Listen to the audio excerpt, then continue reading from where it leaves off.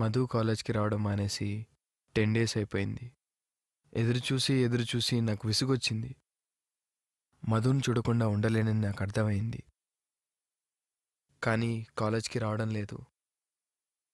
ఏం చేయాలో అని ఆలోచించి చివరికి ఒక డెసిషన్కి వచ్చాను.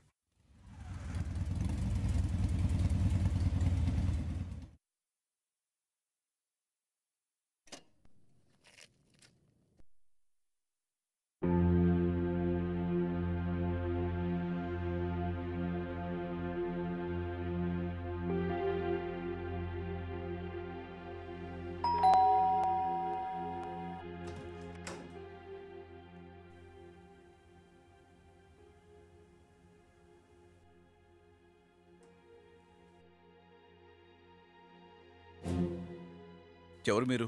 Sir I'm Chandu. ఓ చందు అంటే నువ్వేనా? డైరెక్ట్ గా ఇంటికి వచ్చారా? ఏంట్రా అసలు నీ గురించి నువ్వేమనుకుంటున్నావురా? ఏంట్రా కాలేజ్ లేదో ఓవరాక్టింగ్ చేస్తున్నావట? సార్ అని చెప్పేదేనండి సార్. మాట్లాడద్దు.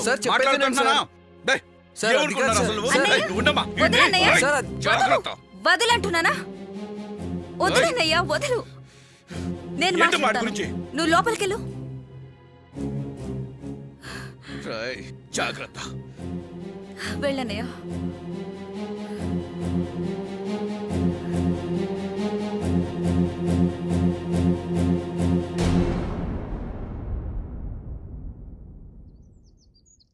Madhu I'm sorry. నేను కావాలని నీ శారీ పట్టుకోలేదు. It's by mistake. అయినా 10 మందిలో నీ పరువు తీస్తే నాకేం వస్తుంది? Please try to understand. Okay, జరిగిందేదో జరిగింది. ఇక నేను కాలేజ్కి రావడం లేదు. నిన్ను చూడకుండా నేనుండలేను. నేను ఆ కాలేజ్కి రావాలంటే నువ్వు రాకూడదు. How is it possible?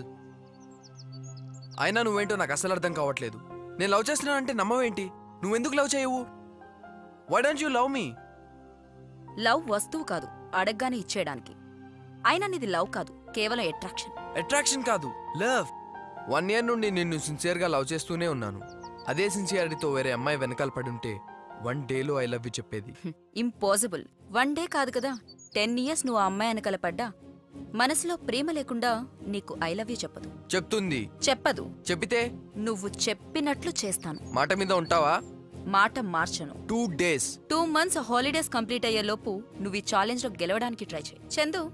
But 1 thing, ఆ అమ్మాయి ఈ ఊరమ్మాయి కాకూడదు, నీకు రిలేటివ్ అయి ఉండకూడదు, నీకు తెలుసుండకూడదు, క్యారెక్టర్ మంచిదవ్వాలి. ముఖ్యంగా మన ఛాలెంజ్ విషయం ఆమెకు అస్సలు తెలియకూడదు. ఓకే, ఒక మంచి అమ్మాయిని సెలెక్ట్ చేసుకుంటాను. తనతో ఐ లవ్ యూ చెప్పించుకుంటాను. నీ మెళ్ళలో 3 ముళ్ళు వేస్తాను. All the best. Okay bye.